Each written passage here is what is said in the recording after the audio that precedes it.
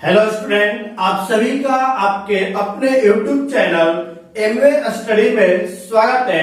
चलिए आज हम लोग नया टॉपिक मैट्रिक्स दैट मीन्स आव्यूह स्टार्ट करने जा रहे हैं। चलिए देखते हैं कि आव्यूह होता क्या है, कैसे समझेंगे उसको इजी वे में। देखते हैं लोग आव्यूह, जिसको इंग्लिश में बोलते हैं मैट्रिसेस। क्लियर है? चलिए, अभी तक जो स्टूडेंट चैनल को सब्सक्राइब नहीं किए हैं या चैनल पे नए हैं तो पहले चैनल को लाइक एंड सब्सक्राइब कर लें ताकि आने वाले वीडियो का नोटिफिकेशन आप तक मिल सके। चलिए देखते हैं मैट्रिक्स को, आव्यूह को एक एग्जांपल के माध्यम से समझते हैं। एक्चुअल में होता क्या है, प्रैक्टिकली करके देखेंगे उसको। तो चलिए देखते हैं। बेटे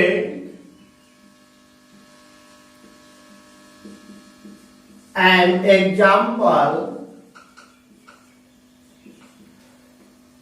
देखिएगा यहाँ पे मैं एक एग्जाम्पल कंसीडर कर रहा हूं। लेट सपोज एलिमेंट आपको दिया हुआ है 5 4 3 2 1 6 1 3 2 4 5 3 6 9 I and 1।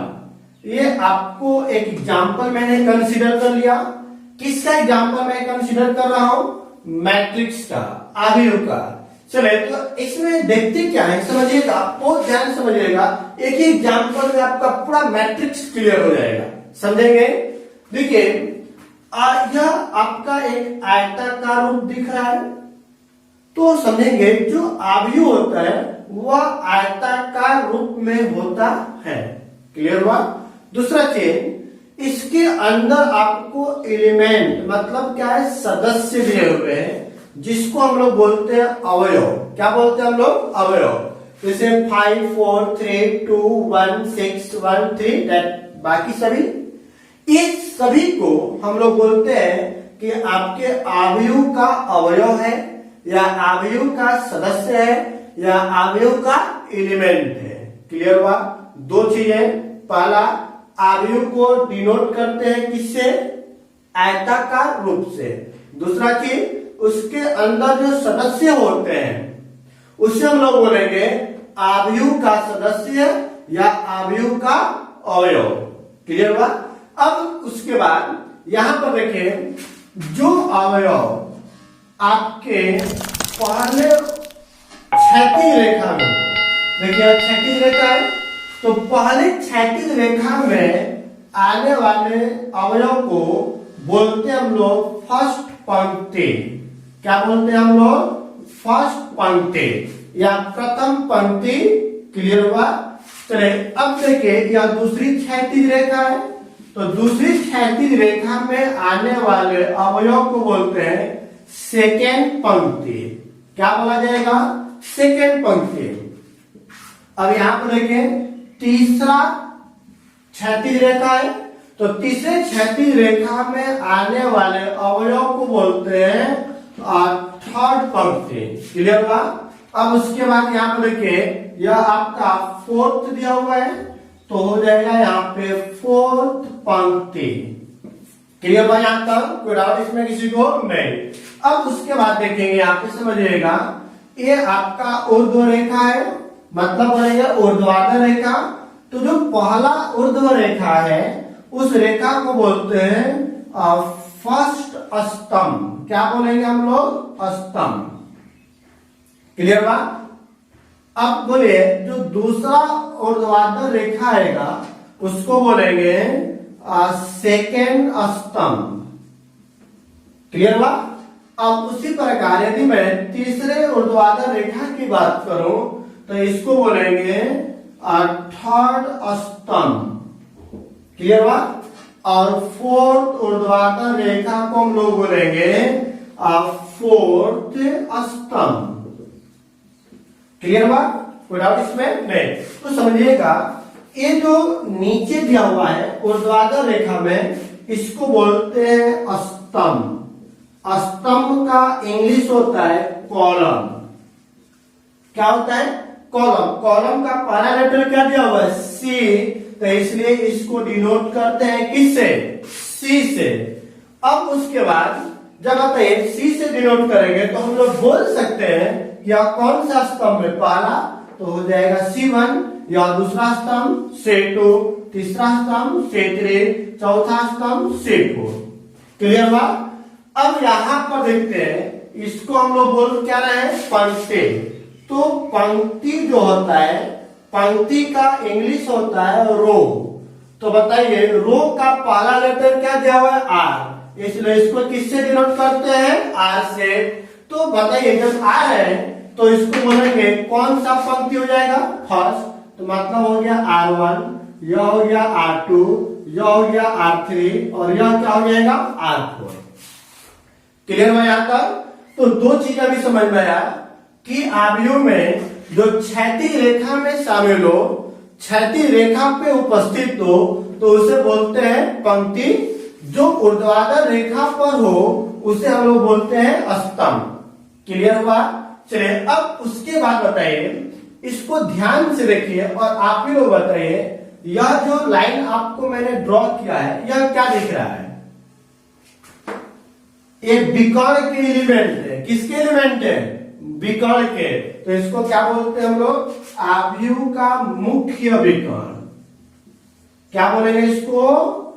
मुख्य विकर्ण। क्लियर हुआ? इसको इंग्लिश में बोलते हैं हम लोग प्रिंसिपल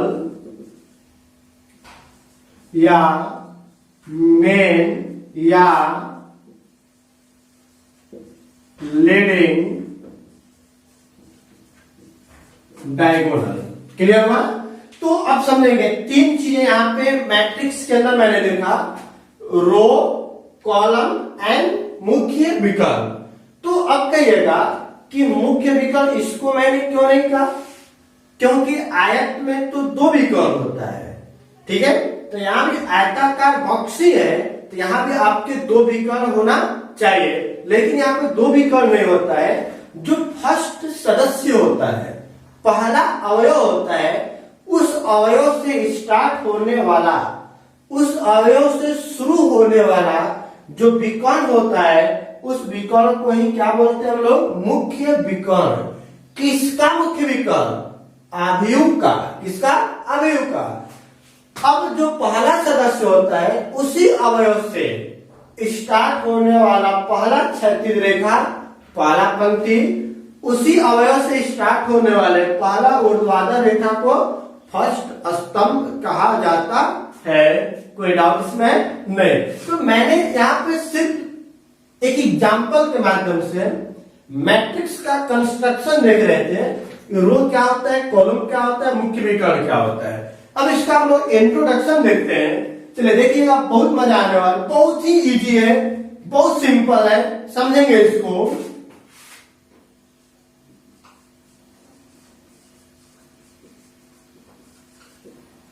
इंट्रोडक्शन। चलिए हम लोग इंट्रोडक्शन देखते हैं। क्या दिया हुआ है इंट्रोडक्शन में? आव्यूह संख्याओं या फलनों का एक आयताकार क्रम विन्यास है। यहाँ पर देखिए, ये आपका एक आयताकार रूप में दिया हुआ है। जो आव्यूह होता है वह एक आयताकार रूप में संख्याओं, ये अंदर में क्या दिया हुआ? संख्या बोले या फलन बोले, इन संख्याओं या फलनों का क्या है? एक क्रम विन्यास है। एक देखिए यह क्रम में दिया हुआ है कि 4, 5, 4, 3, 2, या एक देखिए एकदम लाइन में दिया हुआ है, कहीं भी लाइन कोई जरूरत नहीं है। दूसरा भी एक लाइन में दिया हुआ है, तीसरा भी एक लाइन में दिया हुआ है, इस तरह से भी एक लाइन में है। तो मतलब क्या हुआ है कि जो संख्याएं हैं एक क्रम में है, कहीं एरा टेरा नहीं है। जैसे मैं यहाँ से एलिमेंट को गाइड कर दूं तो बताइए इस लाइन और इस लाइन, यहाँ का लाइन का जो एलिमेंट है गायब हो गया, तो यह एक क्रम टूट गया, क्रम में नहीं हुआ। तो ऐसे क्रम को हम लोग आव्यूह नहीं बोलते हैं। आव्यूह के लिए उसकी जो संख्याएं हैं वह एक निश्चित क्रम में होना चाहिए। चलिए ये बताइए यहाँ पे क्या था? 4। फिर समझे, अवयव संख्याओं या फलनों का एक आयताकार क्रम मूल्यांकन होता है। बोले एक क्रम है, कौन सा रूप में दिया हुआ है? आयताकार रूप में। इन संख्याओं या फलनों को, ये जो अंदर में संख्याएं दिया हुआ है, इन संख्याओं को क्या बोलते हैं? अवयव अथवा प्रविष्टियां कहते हैं। ये जो संख्याएं दी हुई है, इन सभी संख्याओं को अवयव का अवयव कहा जाता है या अवयव की प्रविष्टियां भी कहते हैं। क्लियर हुआ यहाँ तक? चलिए अब उसके बाद देखते हैं, अवयव को अंग्रेजी वर्णमाला के बड़े अक्षरों द्वारा व्यक्त किया जाता है। क्लियर हुआ? मतलब क्या हुआ? एक एग्जाम्पल से देखते हैं। मैं एक एग्जाम्पल कंसीडर कर रहा हूँ। बोला जा रहा है कि आयताकार, मैंने एक आयताकार ले लिए जिसके अंदर संख्याएं, बोलिए क्या ले लेते हैं? 3, 2, 1, 4 और ले लेते हैं 4, 6, 1 एंड 2। क्लियर है? तो बताइए यह आयत के रूप में है कि नहीं है? आयताकार रूप है जिसके अंदर संख्याएं दी गई है। इन संख्याओं का एक क्रम दिया हुआ है। क्रम में पहली क्षैतिज रेखा जो होती है उसको हम लोग क्या बोलते हैं? फर्स्ट रो, या बोलेंगे फर्स्ट पंक्ति। क्लियर हुआ? चलिए, और दूसरी क्षैतिज रेखा है, इसको क्या बोलेंगे हम लोग? सेकेंड पंक्ति। कोई डाउट इसमें किसी को? नहीं। चलिए अब बताइए, यहाँ पे जो है इसको बोलेंगे फर्स्ट कॉलम या फर्स्ट स्तंभ, जिसको डिनोट करते हैं 7 से। यह हो गया सेकेंड, C2, यह हो गया थर्ड, C3, यह आपका हो गया फोर्थ, मतलब क्या हो गया? C4। क्लियर है यहाँ तक? कोई डाउट इसमें? नहीं। चलिए अब बताइए, यहाँ तक हो गया। फिर बोला गया अवयव को अंग्रेजी वर्णमाला के बड़े अक्षरों द्वारा व्यक्त किया जाता है। इसको मैं बोलूं किसी संख्या से व्यक्त करिए, किसी अक्षर से व्यक्त करिए, तो वह अंग्रेजी वर्णमाला का कौन सा लेटर होना चाहिए? बड़ा लेटर होना चाहिए। कोई डाउट इसमें? नहीं। चलिए देखते हैं बाबू क्या होगा। यहाँ पर देखिए, आप लोग बताइए कि एक अवयव है, एक अवयव है जिसमें, बताइए कितना पंक्ति दिया हुआ है? 2 पंक्ति, जिसमें 2 पंक्तियां तथा स्तंभ कितना दिया गया है? 4 को स्तंभ है। क्लियर बात? अब मैं इसमें पूछूं किसके अंदर सदस्यों की संख्या कितनी है, तो गिनिए 1, 2, 3, 4, 5, 6, 7, 8। तो हर जगह आप संख्याओं को गिनेंगे नहीं, देखेंगे पंक्ति की संख्या 2, स्तंभ की संख्या 4, गुणा कर दिए 4 गुना के 8 हुआ है कि नहीं है? है। तो लिखेंगे स्तंभ में तथा अवयव की संख्या 8 है। क्लियर है यहाँ तक? चलिए तो इसको देखने के बाद हमें क्या चीज समझ में आ रहा है कि अवयव में 2 चीजें आपको सामने आ रहा है, एक पंक्ति, दूसरा स्तंभ। क्लियर हुआ? तो अब पंक्ति और स्तंभ के बारे में देखते हैं कि पंक्ति क्या होता है, स्तंभ क्या होता है, उसको कैसे डिफाइन करते हैं। क्लियर हुआ यहाँ पर? चलिए ठीक है, देखते हैं। चलिए देखते हैं रो, जिसको क्या बोलते हैं? पंक्ति। पंक्ति को किससे डिनोट किया जाता है? आर से। तो बोला गया है जो अवयव, किसका अवयव? इस अवयव का क्षैतिज रेखाओं पर उपस्थित हो। मैंने बताया कि इस रेखा को बोलते हैं क्षैतिज रेखा। तो जो अवयव क्षैतिज रेखाओं पर उपस्थित हो, मतलब इस रेखा पर उपस्थित हो, तो उसे हम लोग क्या बोलते हैं? पंक्ति। तो उसे पंक्ति कहा जाता है तथा इसे आर द्वारा सूचित करते हैं। अब यहाँ पर किसको आर द्वारा सूचित करते हैं हम लोग? रो को, मतलब पंक्ति को। यहाँ पर समझिए अवयव ए में, अवयव ए में बताइए अवयव ए में कितना आपको पंक्तियां दी हुई है, कितना पंक्ति दी हुई है, तो फर्स्ट पंक्ति के अवयव की यदि बात किया जाए, पहले पंक्ति के अवयव की बात करें तो बोले 3 2 1 4, क्या गया 3 2 1 एंड 4। यदि मैं बोलूं कि सेकेंड पंक्ति के अवयव,